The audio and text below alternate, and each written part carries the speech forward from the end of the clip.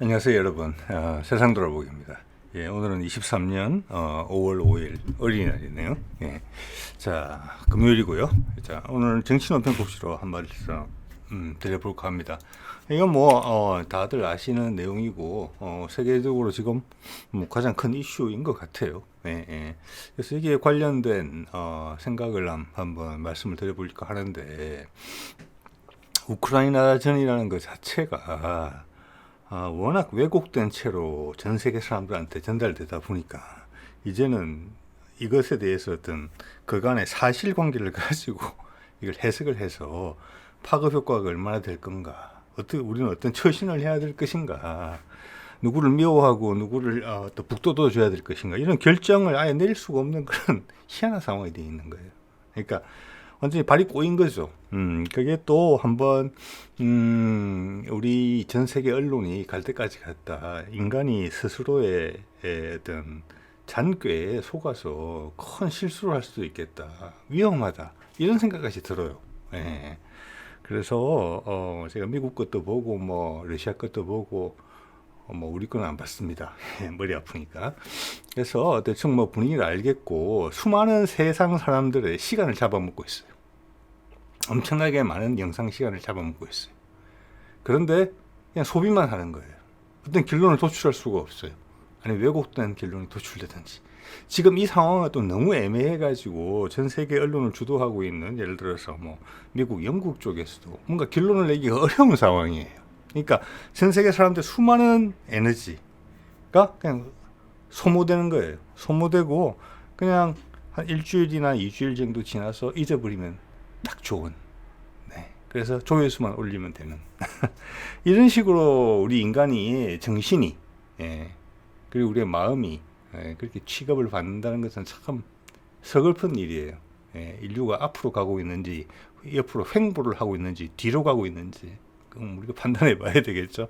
자, 사실관계부터 볼게요. 이게 이제 크렘린궁 상공에 두 대의 드론이 날라와서 두 개가 다 격추됐다는데 그 중에 한 대예요. 예. 자, 피해는 없다 이런 내용이고, 뭐 푸틴은 이게 아예 없었다 이런 이야기가 있죠. 그래서 대통령 궁을 공격했기 때문에 이건 암살 시도죠. 예. 그런데 이걸 제가 보기에는 되게 애매한 거예요. 우리도 제가 제목에도 적었지만 작년 연말에 비슷한 일이 있었잖아요. 똑같은 상황이에요. 예. 그때는 격추만 안 당했을 뿐이지. 예. 이것도 자기가 폭발된 게 아니고 격추당한 거거든요. 우리도 용산 상국에 떠 있다 그냥 갔잖아요. 그래서 오늘 제목에 그걸 넣어봤고, 말미에 그와 관련된 생각도 좀 드려보겠습니다. 왜냐하면 우리 언론들은 웬만해서는 중요한 걸 보도하지 않고 어쩔 수 없이 보도를 하게 되더라도 우리 현대인들의 기억력이 일주일이나 2주일 정도밖에 안 되도록 조치를 아주 잘 취해요.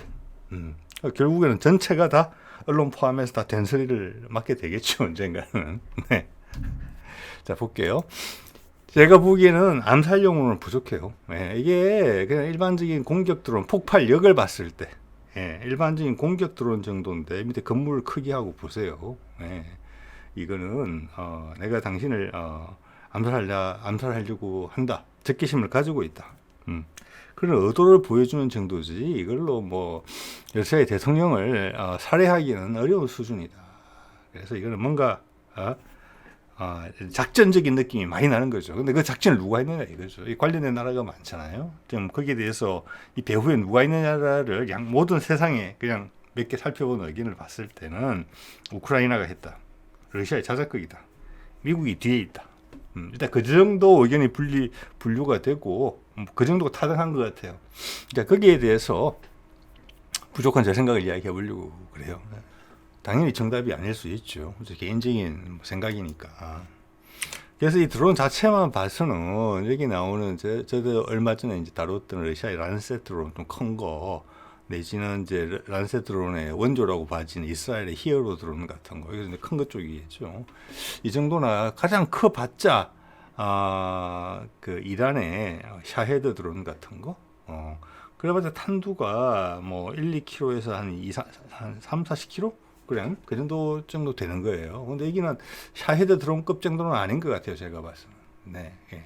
그래서 이제 큰 건물 내부에 있는 사람을 살상시키기는 좀 어려운 수준이다. 그냥 전술적으로 전장에서 상대방의 어떤 기갑 세력이나 미사일, 뭐 레이더 이런 것들을 파괴하는 용도 정도의 드론이 아니었을까라고 감히 생각해 봅니다. 그래서 한마디로 어떤 상징적인 부분이 강하다. 실제 누구를 암살하겠다라고 했으면 이런 공격 가지고는 부족하다.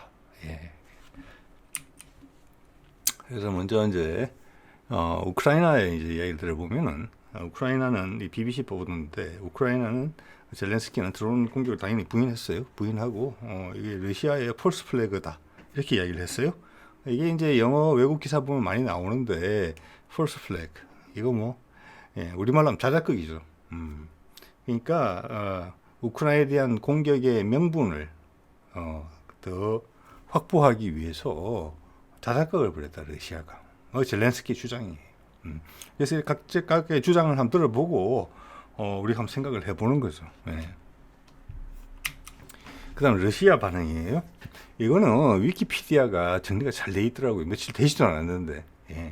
그래서 제가 보건대 여러 자료를 보지 않겠습니까? 위키피디아 자료가 요즘은 제대로 된 언론의 역할을 해준다. 많은 경우에 있어서. 어떤 선입견이 배제되어 있고 사실 위주로 되어 있어요. 그리고 제가 궁금해하는 사안들은 항상 있어요. 그 항목이. 아직 우리나라에 있는 이런 위키피디아와 같은 류의 인터넷 서비스는 그러지가 않아요. 여러 가지 흔적이 많이 보여요. 흔적이 많이 보이고 어떤 의도에 따른 어떤 불필요하게 확대되는 부분도 있고 불필요하게 축소되는 부분도 있고 끝을 뭐 이상한 쪽으로 트는 것도 있고 아예 없는 것도 있고 위키피디아는 그렇지 않습니다. 이게 저는 이제 미국을 패권국의 위치에 오르게 만든 힘이라고 생각하고 아직도 많이 약해졌지만 미국이 그 지위를 유지하고 있는 그런 신호라고 봐요. 그런 거 이런 게 있죠 미국이. 그래서 위키피디아 자료에 잘 돼 있어서 거기 있는 자료를 바탕으로 할게요. 밖에 뭐 수많은 지금 아까도 말씀드린 것이지만은 뭐 많은 언론에서 엄청난 뉴스를 쏟아내고 있잖아요. 그래서 우리한테는 주사를 꽂아놨다가 한 일주일, 2주일 했다가 갑자기 주사를 싹 빼버리면 갑자기 몽해지면서 또 다른 주제로 확 또 달려들고 그렇게 되는 거잖아요. 지금 이게.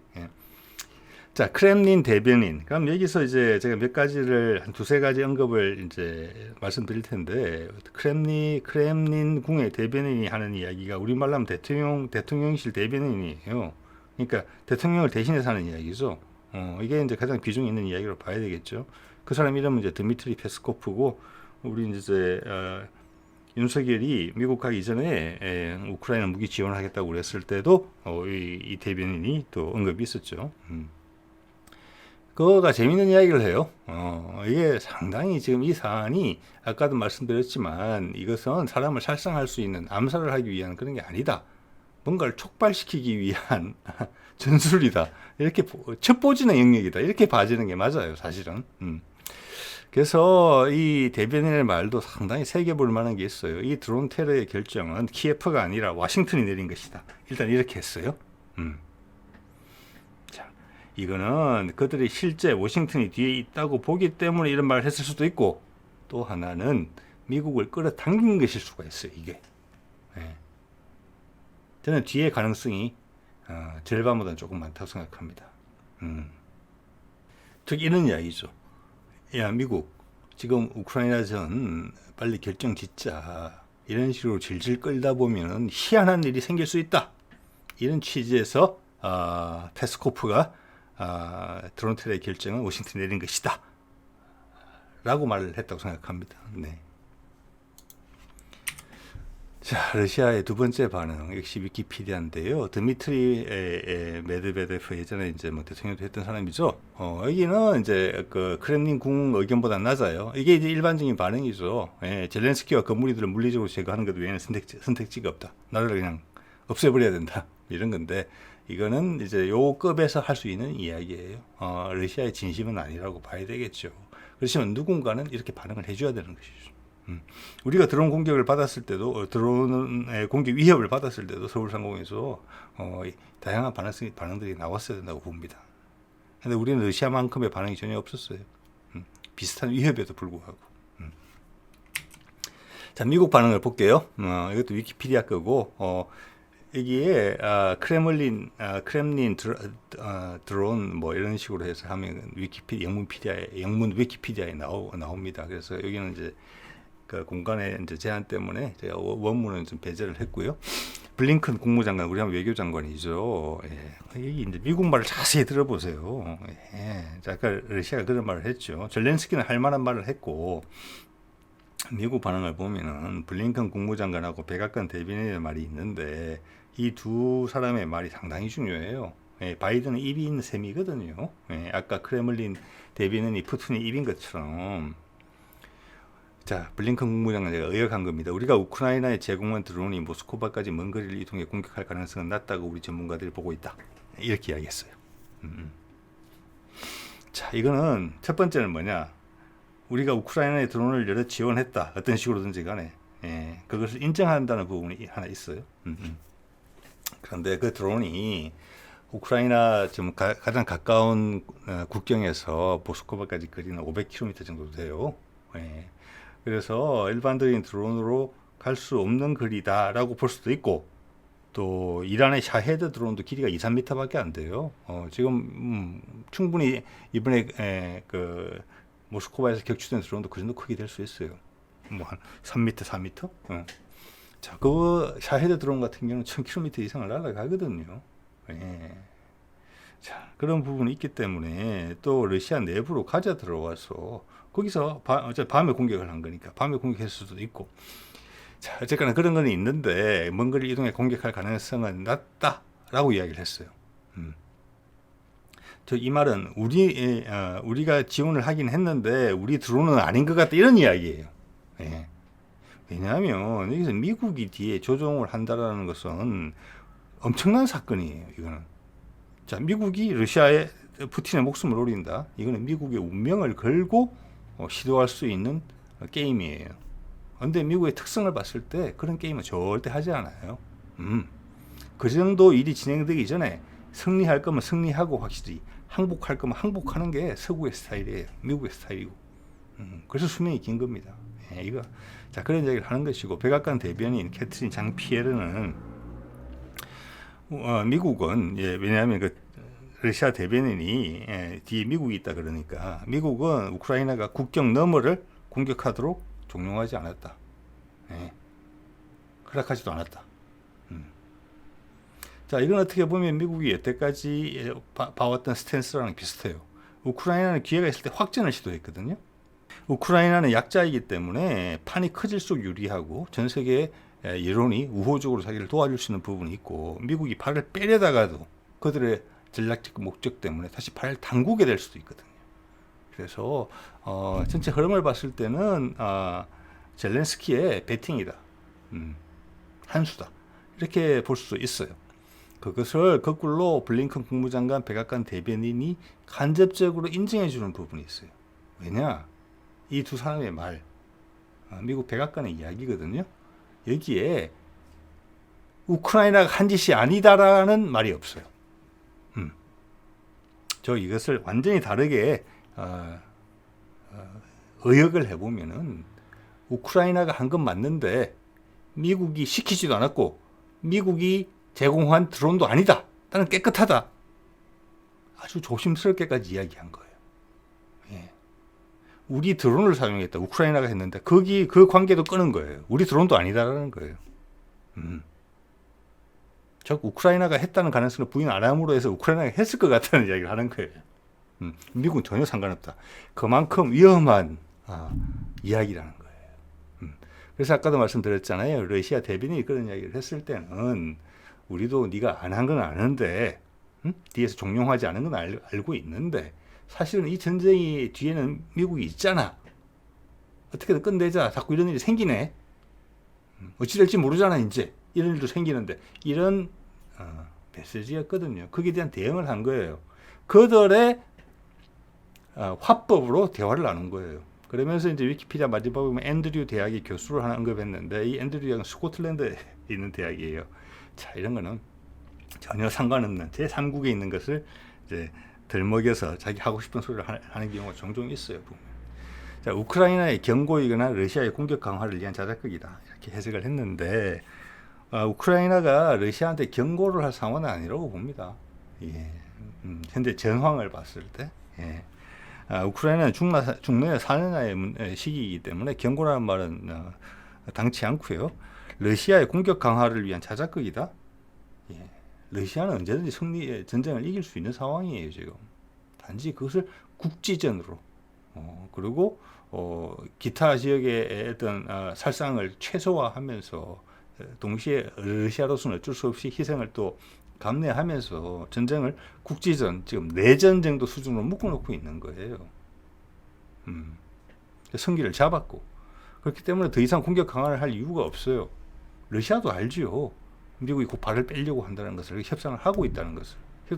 협상을 하고 있을 수도 있어요 지금. 그 이야기는 흘러나온 지 몇 개월 됐잖아요. 이미. 하고 있는 거죠 지금. 그 파토를 내기 위해서 젤렌스키가 했다. 이거는 결국에서는 바이든의 입장은 이게 인상을 확 찌푸렸겠죠. 이 소식을 듣고. 왜냐 이렇게 되면은 미국과 러시아의 협상에 있어서 미국의 협상력이 약화됩니다.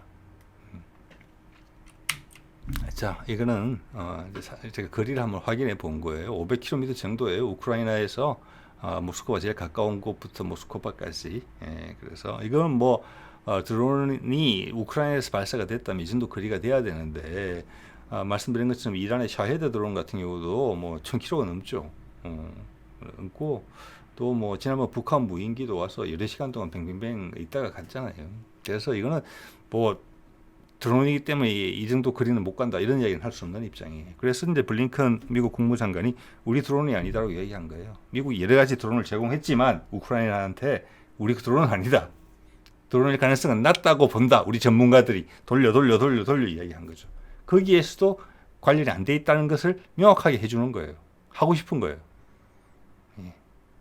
아예 뭐 이 작전의 뒤에 우리가 미국이 있을 리는 없고 우리 드론도 아예 사용된 것도 아니다. 다 체크하고 있다. 일단 이런 이야기를 했다고 봐야 되는 거예요.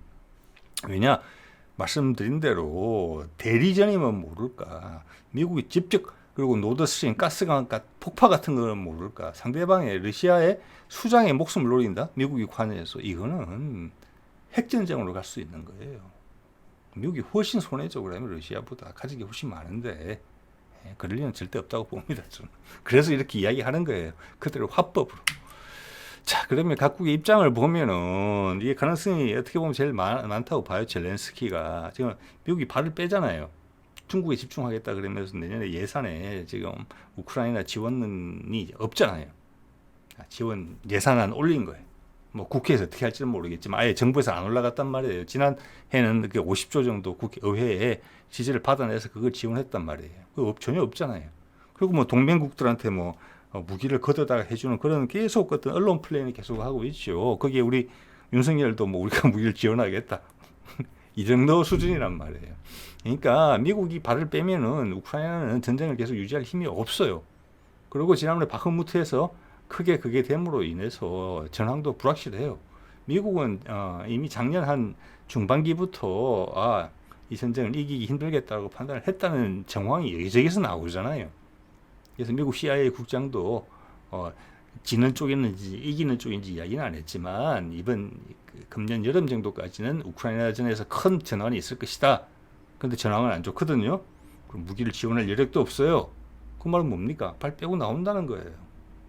그 발 빼고 나오려면 지금 어떻게 체면을 잘 차리면서 그리고 러시아의 관계를 다시 원상 회복시키면서 나올까? 그리고 협상의 조공에 있다. 힘겨루기 하면서. 그 힘겨루기 하는 용어로 지금 이런 짓을 벌인다? 있을 수 없는 거죠. 그거는 이게 파토를 내기 위해서 젤렌스키가 한 행동일 가능성이 가장 높다. 이렇게 볼 수 있는 거예요. 자, 말씀드린 것처럼 전황은 지금 상당히 불리하죠. 네. 미국의 지원을 받으면서도 밀렸잖아요. 근데 미국의 지원까지 빠지면 그리고 미국이 지원을 안 하는데 억지로 발을 담그고 있던 주변의 동맹국들이 나토에 계속 지원을 해주겠습니까? 네, 그거예요. 그러니까 지금 벽에 다다른 것이고 뭐 나토 가입은 당연히 물 건너가는 것이고 이미 이제 어떻게 보면은 유럽의 EU의 유럽 연합의 주요 국가인 지금 EU가 지금 존재감이 전혀 없잖아요. 그래서 유럽 사람들 입장에서는 엄청나게 자존심 상하는 일이에요. 대서양 건너에 있는 미국이 나토 동맹이라는 이름으로 남의 땅에 유럽이라는 땅에 들어와서 자기 마음대로 하는 거거든요. 그래서 독일과 유럽의 주도국인 독일과 프랑스한테 미움들이 엄청나게 박혔다고 봐야 돼요. 네, 갈 데가 없어요. 네.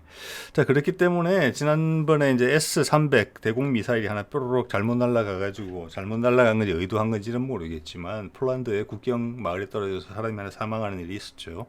바로 젤렌스키가 이야기했죠. 러시아가 한 일이라고. 그런데 그게 위치를 봤을 때 러시아에서 발사해가지고 그 지역까지 날아올 수 있는 사거리를 훨씬 넘어서는 위치에 있었단 말이에요. 그리고 크림반도 타격하는 부분, 다리도 하나 폭파했죠. 최근에도 무슨 주유시설 같은 거 하나 폭파한 것 같은, 정유시설 같은 거 하나 폭파한 것 같은데, 모르겠어요. 저장고일 수도 있고, 유료 저장고일 수도 있고. 그런 것들이 미국이 오케이를 하는 것이냐, 미국이 뒤에 있느냐. 저는 그렇게는 안 봅니다. 특히 이런 상황에서는 더더욱. 미국은 이 전장을, 그것은 미국과 러시아와의 합의예요. 그래갖고 어떤, 뭐랄까, 룰이 있는 게임이에요. 그냥 길거리에서 하는 뒷골목에서 하는 막 싸움이 아니고 이거는 복싱 경기처럼 정해진 링에서 글러버를 끼고 물론 그 글러버에 맞아 죽을 수도 있어요. 그렇지만 그렇게 하는 경기예요. 이 전투는 내전에서 발생된 거예요. 우크라이나 동부. 그래서 그 전선을 따라서 형성되고 있어요. 예. 그 외의 지역으로 전쟁이 번지지 않아요. 그걸 러시아도 그렇게 하고 있고 지켜주고 있고 우크라이나의 뒤에 있는 미국도 우크라이나와 하여금 그렇게 하고 있는, 강제를 하고 있는 상황인데, 미국 같은 경우는 그게 한 단계 거쳐서 시행이 돼야 되는 거잖아요. 그러니까 젤렌스키가 이런 일을 벌인단 말이에요. 젤렌스키도 미국의 지원이 없으면 바로 무너지는 걸 확실하지만, 지금 미국의 지원이 없어질 게 확실시되는 상황에서 자기의 운명이, 정치적 운명과 생물학적 운명이 지금 간당간당한 상황에서 모험을 감행했다. 이렇게 보는 거죠. 자, 이게 불리한 전황이란 말에 동의하지 않으시는 분들도 많이 있을 것 같습니다. 바깥에 뉴스를 보면은 지난번에 한번 소개드린 건데, 미국이 문건 유출된 거 있죠. 기밀 문건. 거기에 대해서 미국 부인한 거 하나도 없습니다. 맞죠? 네. 결국 우리 도청한 것도 미국 부인하지 않았어요. 그냥 이렇게 이야기하죠. 한국과의 관계가 악화될 것이 걱정된다. 그게 미국의 방식이에요. 예. 우리하고는 좀 다르죠. 예, 그게 미국이 패권국이 된 이유예요. 예. 즉 우리가 난처하게 됐을 때는 그 난처함 인정해요. 결국에 가서는. 물론 처음에는 버티죠. 예. 자, 그런 맛이 있다. 예. 그래서 그 자료에 나온 내용이잖아요. 2023년 3월 1일까지 러시아 전사자가 16,000에서 17,500명 정도로 봐지고 우크라이나 전사자가 6만 명에서 7만 1,000명 정도로 봐진다. 예. 이게 전황을 보여주는 거잖아요. 거기다가 바흐무트 다시 뺏겨서 갔잖아요. 지금은 이제 지구전 형태로 가고 있는 거죠. 둘이서 뭐 박빙의 전투를 벌이고 있다. 그게 아니에요. 서로 안 나가는 거, 러시아가 안 나가는 거예요. 거기에 전력을 안 하고 있다고 봐야 돼요. 그런 전선을 유지하기 위해서 소모전이 되고 있는 상황이거든요. 지구전 비슷하게 희한하게. 그렇기 때문에 러시아 측에서는 불필요한 피해가 나고 있어요. 그걸 감수하면서 푸틴이 가고 있어요. 그 미국이 알고 있죠. 예.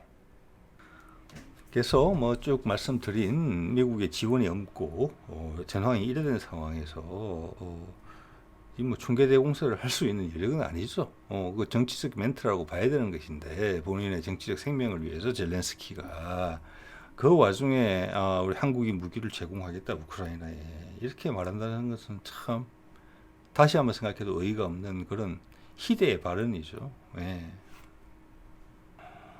저기 러시아 편에 서 있는 러시아나 중국한테는 분노를 일으키는 발언이고, 뭐 유럽의 전통적인 동맹국이나 또 미국이나 일본 입장에 봐서는 얘가 왜 이런 소리를 하나 갑자기 물정을 모르네 진짜. 예, 다음에 다른 이야기 꺼낼 때 참 감안해야 되겠다. 이런 평가를 받는, 예, 어디 하나 남는 거 없는 발언이죠.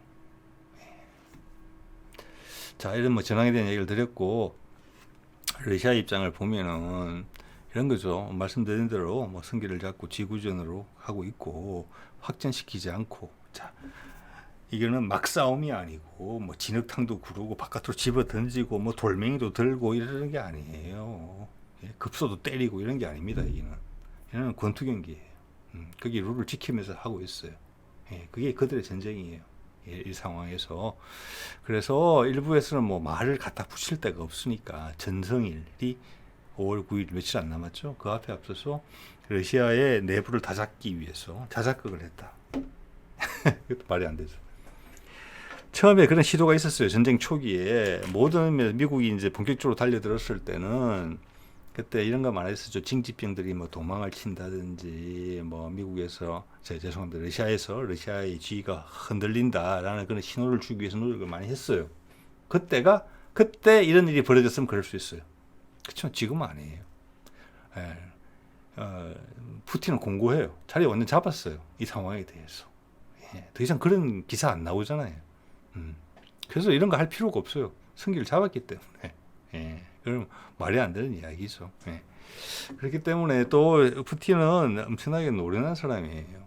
제가 보기에는. 그래서 이 뒤에 의도를 알고 있어요. 미국의 입장도 더 알아요. 그렇기 때문에 전쟁 방식 바꾸지 않을 거예요.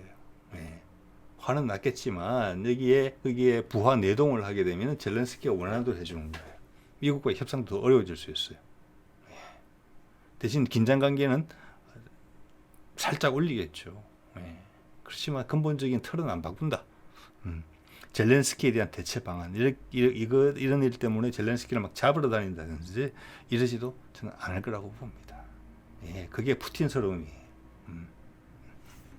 이런 식으로 하기 때문에 계속 바이든과 푸틴은 협상을 하고 있을 것이라는 이야기를 하는 거예요.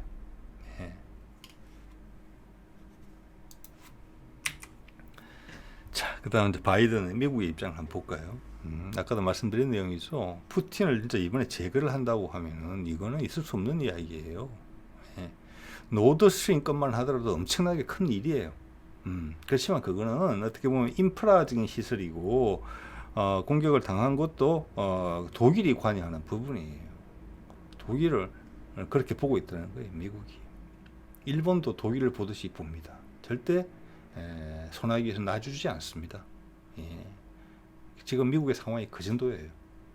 그 정도까지 할 정도로 다급하다 이렇게 볼 수 있어요. 그렇지만 러시아에도 심대한 영향을 준 내용이죠. 근데 그 정도 한계라고 봐요 저는. 여기서 푸틴의 개인의 안위를 노린다? 이거는 미국의 운명을 그려야 됩니다. 그러면 아까도 말씀드렸지만 미국이 잃을 게 훨씬 많아요. 러시아보다. 그렇기 때문에 이거는 미국이 취하는 방식이 전혀 아니다. 그거는 북핵을 대하는 미국의 태도도 마찬가지예요. 그러니까 미국을 노린다고 호언을 하고 세계 최고 수준의 이제 고체 로켓 기술을 선보이는 나라한테 미국 무리수 두는 나라 아닙니다. 그랬으면 진작에 멸망했을 거예요. 홧김에 뭐 하고 그러지 못해요. 자, 그렇고 또 하나는 아까도 이제 말씀드렸지만 러시아가 뭐 확대 해석하는 거를 경계를 하지만 그 정치적인 메시지로 받아들였을 거예요. 자기도 알 거잖아요. 우리가 뒤에 안 했다는 것을.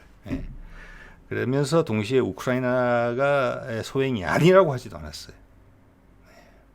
자, 이 정도 반응이 나오면 서로 알았어. 서로 방식으로 대화를 했고 젤렌스키는 벌써 이렇게 시궁창적으로 밀려져 있는 겁니다. 대신 불안하다는 것은 젤렌스키가 미웠겠죠. 지금 엄청나게. 왜냐? 미국의 포지션이 안 좋아지니까.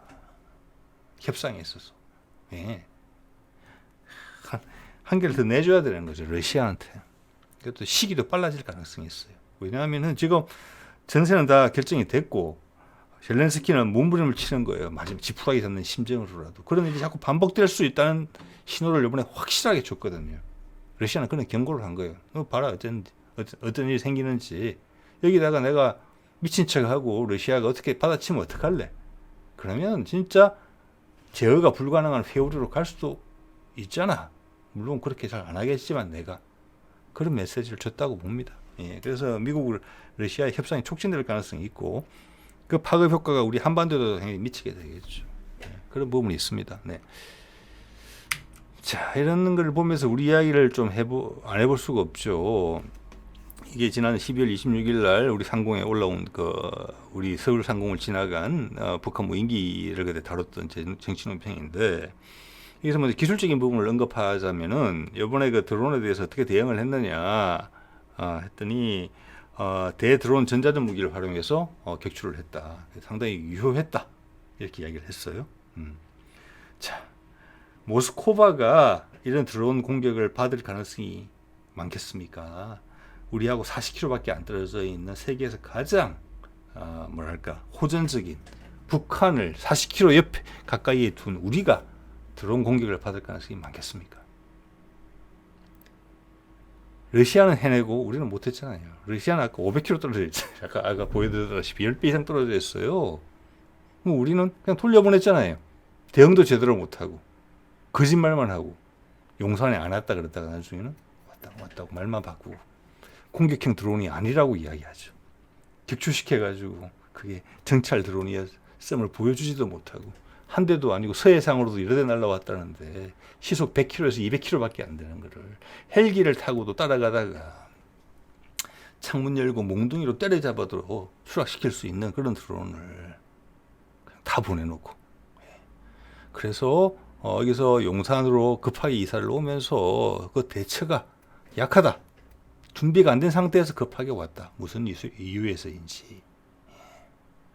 그래서 이런 장비가 부족했다. 그래서 미국한테 도청도 당했다. 이렇죠? 그리고 헬기가 쫓아가면서 지향 사격만 했다. 100발 쐈다.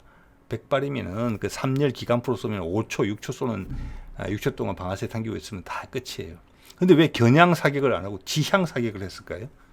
속도도 우리보다 헬기보다 느린 애를 상당 기간 쫓아갔을 텐데 꽁무니 잡고. 공격하고 싶었지만 공격하지 못했다. 그리고 대통령실은 대통령실로서 대통령을 보호할 수 있는 시설이 완비되지 않았다. 그리고 우리 군은 그걸 충분히 격추시킬 수 있었지만 격추를 못했다. 보복도 못했다. 보복한 게 뭐냐? 비슷한 급의 무인기를 휴전선까지 보냈다가 돌려온 거다. 따라가지도 못했다. 우리를 침범하고 도망가는 왜 못 쫓아가요? 예? 예전에 서해나 동해에서 보면은 우리 어민들을 고기 쫓다가 국경 넘어가면은 그거 쫓아가다가 북한에 포를 맞기도 했잖아요. 그래서 연평해전도 발생하고 그때도 쫓아가는데, 예? 어민들 보호하기 위해서 대통령실을 공격할 가능성이 있는 무인기가 국경선을 넘어 도망가는데 그것도 시속 100여 킬로로 그거를 격추도 못 시키고 그 너머로 쫓아가지도 않았다. 그러고 해서 우리가 거기에 대한 대응으로 그 급의 무인기를 북한 쪽으로 보냈다 이렇게만 나와 있어요. 당연히 국경 넘어가지 않았겠죠. 뭐예요 그게? 아니죠. 그리고 북한의 반응이 있었는지 없었는지도 모르겠지만 일단 반응이 전혀 나오지 않았고 미국의 반응도 없었어요. 너무나 조용했던 거죠. 우리의 공식적인 반응은 그냥 해프닝이야. 하지만 내부로는 엄청나게 놀란 것 같은 거죠. 왜냐? 그 다음부터 핵 이야기가 나왔으니까 미국이 꼭 부채를 가진 것처럼 우리가 행동했단 말이에요. 봐, 핵무기 내가 가질 수 있게 해줘. 당신 핵무기 쓸 수 있게 해줘. 이런 일 생겼잖아. 당신 때문에 반응도 못했어. 우리는 나 죽을 뻔했어. 나 꼭 그렇게 이야기하는 것 같단 말이에요. 자, 그래서 국방부 장관도 처음에는 무인기 용산상공 진입을 부인했죠. 이렇게 거짓말하고도 장관직을 유지한다. 이렇게 핵심적인 부분을 그것도 국방부 장관이 이 말을 거꾸로 이야기하면은 그거 용산상공을 안 들어왔기 때문에 그냥 놔뒀어. 근데 거짓말을 했단 말이에요. 그럼 그 무인기가 자폭 무인기로서 용산 청사를 갖다가 들이받았으면 어쩔 뻔했어요. 그럼 옷 당연히 벗고 감옥 가야 되겠죠. 그런 거짓말을 하고도 멀쩡히 잘 지내요. 자, 아까 지향 사격을 했다는 내용이고 지향 사격입니다. 겨냥 사격이 아니고 대충 쐈다는 거예요. 위협 사격 정도예요. 왜 그랬을까요? 이거는 미국에 제어가 있었다고 제지가 있었다거나 아니면은 그런 신호를 우리가 확대 해석했거나 그 둘 중에 하나예요. 자위권을 발동하지 못한 거예요. 저는 이거는 아주 부끄러운 일이라고 생각을 합니다. 때려잡았어요. 아주 무조건. 네? 그래놓고는 격추도 시키지 못하고 사진 한 장 제공하지 못하면서 인터넷에 올린 사진 다 내리게 해놓고서는 크기가 작아서 무장을 달 수 없는 무인기였다. 정찰만 했을 것이다. 이렇게 이야기하고 뺑소니 쳤죠. 그래놓고 이제 핵 이야기를 계속 꺼내기 시작했던 거잖아요. 그래서 이것과 이것이 상관이 있다고 보는 거고, 미국이 여기서 부채의식을 느낀다는 반증이라고 봐요. 이게 결국 이번 한미 정상회담까지 이야기가 갔잖아요. 그러니까 작년 12월 26일 날 된통 놀란 거예요. 우리 큰일 날 뻔한 거예요. 그 어버버버버 하고 말아듣잖아요. 국민들한테 거짓말하고 내 속으로는 부글부글 끓고. 네. 북한도 여기에 대해서 뭔가 공식 발표가 있었을지 몰라요. 네. 이런 사안, 이 정도 사안이었으면. 자, 오늘은 러시아 크렘린궁을 공격한 드론 이야기를 가지고 제 생각을 좀 말씀드려봤습니다. 네네.